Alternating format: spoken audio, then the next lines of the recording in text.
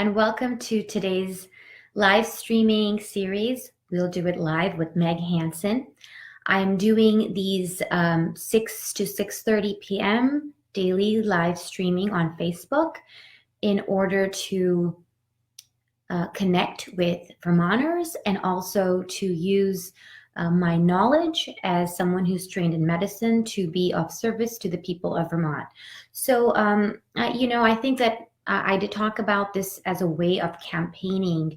I am running for lieutenant governor this year, but I think that most importantly, though, I am someone who, as I said, trained in medicine. My professional expertise lies at the intersection of health policy, public health, medicine, and Vermont politics. I've really spent a lot of time immersed in health policy issues for the last several years. And it is my sincere hope that I can use my experience and my knowledge to be of service. And I hope that these live streaming daily episodes are of value to you, to the people of Vermont, and hopefully also our leaders. So with that, I'm going to get started with our first topic. And this has to do with an order that Governor Phil Scott issued yesterday, and that is to dismiss Vermont schools through the end of the school year. Now, he had issued a directive earlier this month where he had said he'd asked for schools to be closed through April 6th in an effort to check the spread of the virus. But now, we are, it's done to the end of the year. Now, this doesn't mean that there won't be remote learning, but no in-person school. And so the report said that the decision to close the schools was, quote, based on the best scientific evidence available. This was on advice from the state's public health experts and is, quote, expected to help provide the necessary care and services to prevent and reduce the spread of COVID-19. So this week we've talked about the divergence in our leaders who are now crisis managers in how they are looking to manage this crisis. While some people like Andrew Cuomo, governor of New York, and most famously the president, are looking to reopen the economy and move away from mass social distancing where everybody stays at home so that, we don't spread the virus. Well, they're thinking of moving away from that. Vermont officials are expecting a prolonged economic shutdown and are taking steps like this one to suspend normal life, normal businesses, and aggressively check the spread of this virus. But this particular order had really I've been thinking about this a lot, because if you look at it, Vermont has a total population of about 630,000. As of today, we have 183 positive cases and 10 deaths. So, why are we taking such an aggressive mitigation strategy? Vermont Digger's article said that, so we've had, yesterday I reported, we've seen a all-time record high number of unemployment claims. Nearly 15,000 Vermonters are out of a job. And the Digger article reports, quote, if Vermont ends up with an unemployment of 20% as a result of business closures prompted by COVID-19, the state will quickly burn through its $500 million unemployment trust fund. So then what? What happens next? So this is why this is sort of a red flag. As I said, we're entering this crisis with a very shaky foundation economically. We don't have a thriving private business sector. The government is the largest employer. We have public pension debts that are woefully underfunded. So, we're going into this and we're saying, okay, well, at the expense of the economy is going to be sacrificed. and we're going to spread the check of it. Again, I'm not minimizing the 183 positive cases, or definitely not the 10 deaths, but this is something that I really think that we should investigate, and I'm trying to understand, why is it that, for example, Congressman Peter Welch said that we need to compromise and sacrifice the economy to check the spread in Vermont, which is a sparsely populated and relatively low risk region. Now, this is my opinion. It's an informed opinion, and I've written a commentary on it. I hope that it's published soon, and I hope that we can have a discussion on it.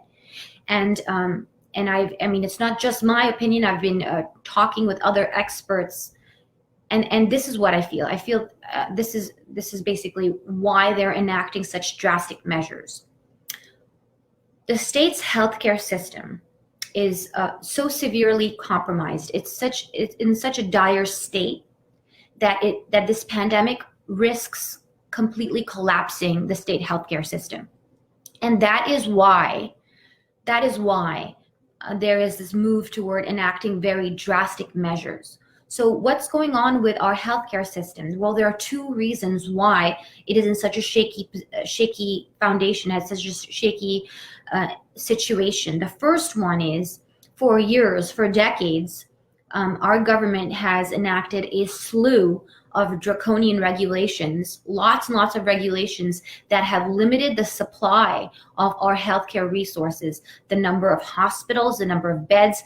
This has been the policy that we've had. I've talked about the Certificate of Need laws, or CON program. Vermont has 30 regulations, which is more than double the national average.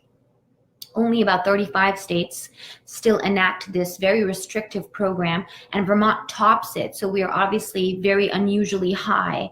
And had it not been for this, we would have 6 more hospitals right now.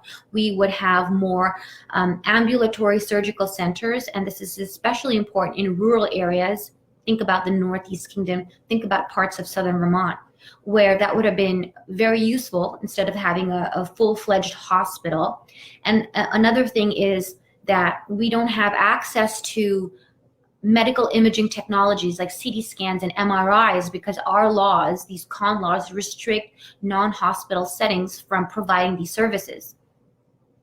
And so we are going in with lower healthcare resources to deal with the pandemic. That's the first thing. The second thing is that since 2016, when something known as the all-payer model was created and established, we've been seeing steady rationing of healthcare services in Vermont.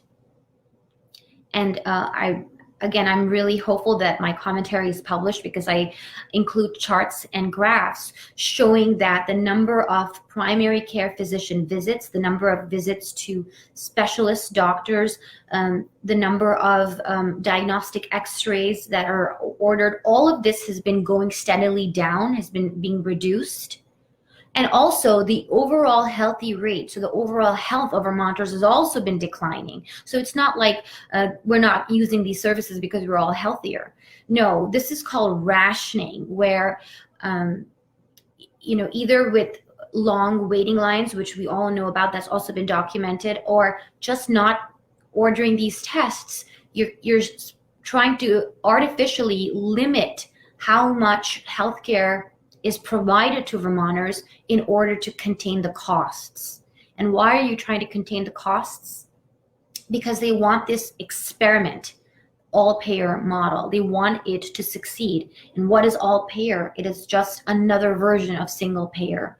The reason why Governor Shumlin was unable to implement single-payer back a couple of years ago, I think he announced in 2014 that it had failed. The reason they couldn't do it is because the costs kept increasing. The model showed that it would cost way more than the annual GDP of Vermont. And so the model broke. So now Green Mountain Care Board and other health authorities in Vermont are so desperate to show that no, we can make this work, that they are keeping the cost at 3.5%. They're artificially keeping it at that.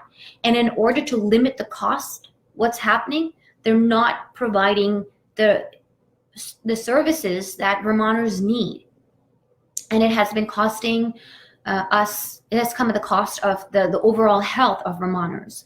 So this is something that's been going on since 2016, which also makes us very susceptible as a population to what's going on. We know we have the second oldest population here in Vermont. And the third thing is, this is in terms of finances. In 2020, the all-payer model, it's managed by a private company called OneCare Vermont. I'll refer to it henceforth as OneCare. It asked for $1.42 billion for its 2020 budget. And even though there are so many red flags in terms of the database it's using, its technology, the community programs, all of this has been documented and reported, including by the state auditor and the healthcare advocate. There's something called an office of the healthcare advocate. They have also reported it, and yet the Green Mountain Care Board and Vermont health officials approved a $1.42 billion budget. So where is all this money going? Well, at least $200 million have been spent in creating a database and a new approach known as a population health approach. What does that mean? Well, instead of what they call a traditional biomedical model, where let's say you fall ill, then the patient goes to the doctor and the doctor provides care. Instead of that model, which these healthcare authorities have deemed, they regard it as very narrow. We've moved on in Vermont to a more broad approach where we look at a population as a whole and we say, all right, what are the healthcare needs of this particular population, and how can we create community outreach programs, and how can we coordinate care between primary care physicians and, let's say, social workers, mental health workers, nurses, nurse practitioners? How can we coordinate all these different groups and provide the best care possible to improve overall health outcomes? This is what we've invested. Vermont has invested at least $200 million. So we didn't use it to create more hospitals. We didn't do it to hire more physicians or nurses or to pay people more. No, all our monies have been focused into this particular model, which is really the aim is to completely remake Vermont healthcare and be first in the nation. This all-payer model is the first of its kind in the nation.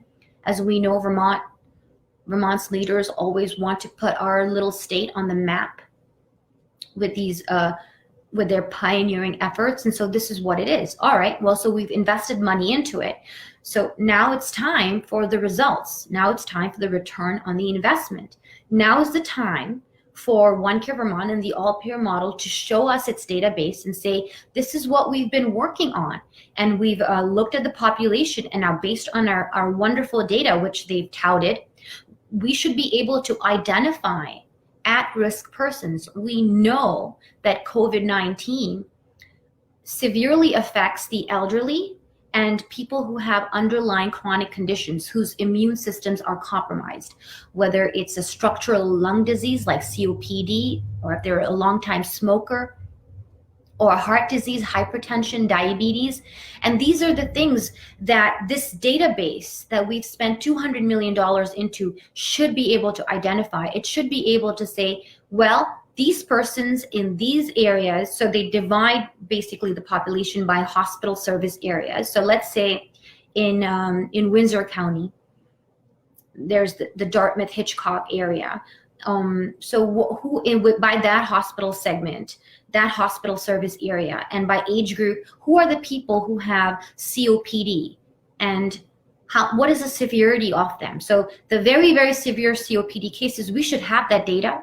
So now we can use whatever sources we have, and we can target it, allocate it, guide the resources accordingly. So this should help us create a blueprint moving forward to maximize the resources we have, to provide preemptive care, to get ahead of the curve and reach out to Vermonters at high risk. We should be able to do all these things. But guess what? We can't. You know why?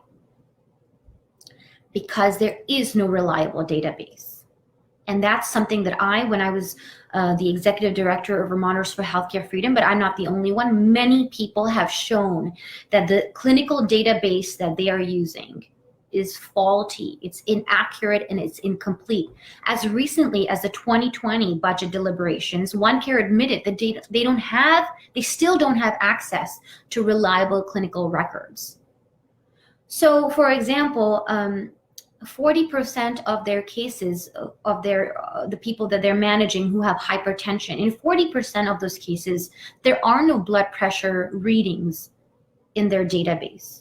So hypertension means you have high blood pressure and you need to manage that.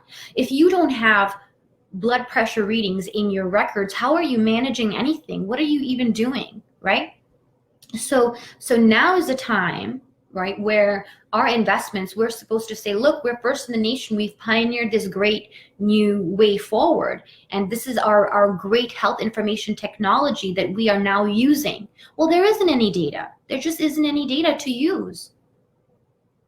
The second thing is complex care coordination, as I talked about, coordinating care between, primary care, physicians, specialists, social workers, nurses, those programs, those community outreach programs. Where are they? What has happened? What has come of that? The state auditor and the healthcare advocate, they have complained that OneCare can't prove that it actually carried out the community programs for which they received funds.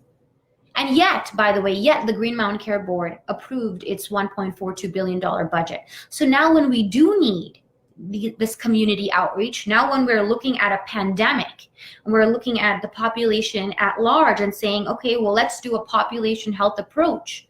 Well, there's no data for it. There's absolutely no data for it. And nothing has been done. So where did this $200 million go?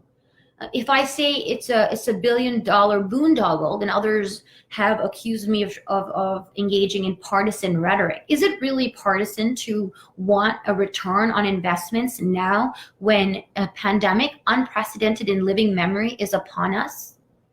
So my point is, to sum it up, we did not invest monies in the right areas. We've invested hundreds of millions of dollars into a sham, into an absolute scam, and there's nothing to show for it. And so we are woefully, dangerously ill-equipped and ill-prepared to deal with the pandemic. There is a very real risk that our entire healthcare system in Vermont will collapse because of the pandemic, not because we are at the epicenter of this pandemic like New York City is or like Washington State was. No, it's because the structure of our healthcare system, the network, the supply, the resources, the monies that have been invested, and what areas, it's structurally extremely weak, extremely weak. It's like a house of cards. And just a light breeze would have collapsed it, but this is a tornado which has reached now and at our doorstep. And what are we going to do about it? So, in order to prepare for this, our leaders are engaging in mass social distancing, shutting down the economy, and saying everybody stay at home. Nobody go outside at all. And we're gonna do this till the end of April or into May, so that people don't fall ill, so that people don't go to our hospitals, so that they say we're not overwhelmed. Well, as I said, we're in a relatively low risk region. We're sparsely populated. We have just 630,000 people. So what is the great risk here of overwhelming our hospitals? Well, if they're so ill prepared, then yes, of course it'll overwhelm it. And of course we'll be out of ventilators and hospital beds and ICU units, because the policy for decades has been to limit everything. Now, you can ask me, why limit everything? Well, this is where now it is political, because this is the political agenda that has been implemented by Montpelier to protect the monopoly held by UVM, the UVM Health Network. So you don't want economic competition. You want to stifle and suppress other providers from creating hospitals. You have this crony restrictive con program. And then you have OneCare Vermont, which is a private company, very much in bed with the UVM Health Network. And this first in the nation experiment that is completely failed, has nothing to show, it has no results to show for it. This entire enterprise is, I call it $1 billion boondoggle. That's what it is. It's a scam. It's been helping a few people get very wealthy, and it's come at the cost of our health as a whole. And now, in the face of a pandemic, we're on the brink of collapse. And that's why, this is my opinion, and I'm going to keep looking through the data. I'm going to keep researching, and I'm going to, if I'm wrong, I'll be the first to admit it. But right now, it seems like this is the way. This is why we're enacting such drastic measures like shutting school down till the end of the year, so that everyone is forced to stay at home. This is my opinion on what's happening. Okay, so what is the answer, Meg? What should we do now? Let's say, okay, I've diagnosed the problem. Now what? Okay, well, it's very simple. To mount the most, or not simple, it's very straightforward. To mount the most effective response moving forward, we need to increase the state's healthcare capacity. That's why I called for a suspension of the con program, the con laws immediately. I doubt very much that there is political will to repeal this program. It helps the people in power. It keeps the people in power wealthy. And that's just status quo. Okay, so we'll deal with that later. But right now, in the midst of a pandemic, at least that's suspended. North Carolina did it. Other people have done it. If they can do it, so can we. So suspend it right away. So we don't need the state's permission to add more beds, to get more ventilators, to have another ambulatory surgical center, to allow non-hospital settings to have CT scans, to have MRIs. So the thing is, the complication is for people who get a very serious, severe version of COVID, is that they develop pneumonia, and then they get labored breathing, and they need respiratory support. So you do need to have an X-ray, a chest X-ray. You do need to be able to see the situation, maybe further, maybe a CT scan. So if you don't have access to that because the laws prevent your local ambulatory center from providing that service, well, then how are you gonna go? Maybe you can't travel all the way to Burlington. Maybe maybe you can't do that. So then what happens? So I think increasing the healthcare capacity is number one. I mean, to do that, the number one way is suspending con laws. But the second thing I really do believe is holding OneCare accountable. Maybe they have some data. Maybe they don't have everything that they've touted. Maybe they have some data that we can use to allocate services, to manage whatever resources we have wisely. And the third thing is, I think it's important for us to be honest about the fact that this is why we're doing it. You have to be transparent and hold our government accountable. And if they said, okay, well, we are not prepared because we are structurally going to collapse, then if you're transparent and honest about what's the problem, the real problem, then you can find meaningful solutions for it. But if you're going to hide and obfuscate the real problem, if you're going to say, it's just because this is the best advice to check the spread, so that's why we're taking such drastic measures, I don't see a lot of transparency in that. Again, I'm not accusing anyone of not being truthful here. I'm just saying that we need more transparency, more honesty, more openness about what is really the problem. Why is a relatively low-risk place like Vermont enacting such drastic anti-economic measures that are putting everybody at risk? I mean, 15,000 people out of a job, that's just going to increase and going to get worse. There are going to be many businesses that are not going to be able to come back. What do we do then?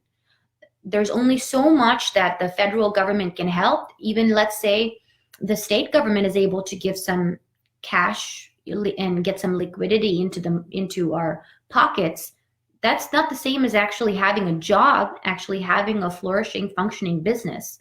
So, so that's what I'll say. I'll say about that. Increasing the healthcare capacity is key right now, is absolutely critical to mounting the most effective response to the pandemic. Okay, and on that note, I would like to say something about what this means in terms of not just Vermont, but the United States in terms of increasing capacity and being prepared for a pandemic like this. So there's a lot of talk about not having enough ventilators, not having enough personal protective gear that physicians, nurses who are right in the trenches need to protect themselves from getting infected. And there's talk about turning our factories here into sources to produce all the medical equipment that we need. But why aren't we self-sufficient in the first place? I think this pandemic is very important because it sounds the alarm and underscores the importance for us as a nation to restore our independence in manufacturing. There is absolutely no reason why we should be dependent on China, which is run by the Communist Party and is clearly an enemy of us and absolutely despises the United States, sees us as a rival. Why should we be dependent on a country that we know, a nation that we know does not respect human rights, does not respect public hygiene or state safety standards? So in 2003, there was the SARS epidemic that also originated from that part of the world, and SARS was really it. So that was in 2003. Then 2009 we had something known as H1N1 or the swine flu, and now we have COVID. So they're sort of linked. The first one, the SARS one, when you were infected with it, it led to severe and serious illness, but it wasn't very contagious, so it didn't spread as much. H1N1 wasn't so severe when you got it, but it spread very quickly. This one, COVID, is very severe for the elderly and people whose immune systems are compromised, and it spreads exponentially. So it sort of builds on both to have this disaster, this absolute disaster. And what is to say that it won't happen again? The reason why it happened is because of something known as a wet market. A wet market in China, the Wuhan wet market, is where you have a wide variety of animals that are freshly slaughtered on the spot and sold for meat. Now, this not only includes the usual, let's say chickens or goats or sheep. It's not cows, not just that. There is a whole array of exotic wildlife that is also sold there. And one of the things also is bats. Bats are known as carriers of the coronavirus, all kinds of forms of it. So imagine the mixing that's happening, and that's basically how it started. This is not going to stop. The Communist Party sometimes shuts down the wet markets, but then it reopens it again. So this is going to keep happening all the time. And so why am I saying that? I'm saying that, well, because 95% of our antibiotics are manufactured in China. China is responsible for, is the largest supplier of all the parts that we need to make our pharmaceuticals, our medical imaging technology, x-rays, CT scans. Not only that, but also rare earth minerals that are integral to making this machine through which I'm talking to you right now. Computers, or Apple phone, any kind of phone, all this machinery, vehicles, aircraft components, engine components. I mean, everything comes from China. We've outsourced all of it there. And the risk then is that the supply chain has gotten compromised, and it will keep getting compromised. You don't have to be, I got cut off because it's 6:30. I guess I've been talking on about it and it just went off. So I'll just quickly finish what I was saying. And just that, it's not only a deliberate bad actor who can compromise our supply chain, but can also be something like the wet market where, random accidents happen when you're in a place where there are humans and bats and pangolins, which is a scaly anteater, cows, chickens, all of them together being freshly slaughtered. I mean, come on, that's a recipe for disaster right away. So it's important for us. This is my main point, is that industrial strength is a critical component of national security. And it is absolutely important for us to protect our supply chains and manufacturing and bring them back to the United States. There's absolutely no reason for us to continue to outsource American jobs, American factories to China or to any other place for that matter. We need to become self-reliant and independent once again in our manufacturing. And what does that have to say for Vermont? What would it do to Vermont? Well, think about how many jobs would come back. We could revive the Northeast Kingdom. We could revive Southern Vermont with American jobs from American companies. And I think that looking ahead, that should be the #1 priority of our political leaders. I read this, just to wrap up, I'll say this. I read a rare interview today that was given by Dan Quayle. You might remember him. He was the vice president. And he said that we used to have a section in our U.S. code that gave a tax preference for pharmaceutical companies that manufactured their products in Puerto Rico. But in the 1990s, Congress passed a new bill that was signed into law by then President Bill Clinton, and that phased out these tax breaks. So by 2006, the entire industry basically picked up and moved from Puerto Rico to China. And this has happened over and over again. Another thing I read about was medical devices. They used to be primarily manufactured here in the US, but then under Obamacare, there was a medical device tax that was levied on manufacturers. And again, they picked up their factories and moved it to China. This is wrong. I really think that this is and I hope that this pandemic sounds the alarm and changes our policy altogether. And I think that the main thing would say, I mean, this is a question that Vice President Quayle said. He said, I ask you today, would you rather have your medications manufactured in Puerto Rico or in China? I think the answer is very simple. We need to bring back Made in America, #Made in America. And this Wuhan abomination, I think it just offers a very clear warning to us that we need to bring our American jobs back to our American shores.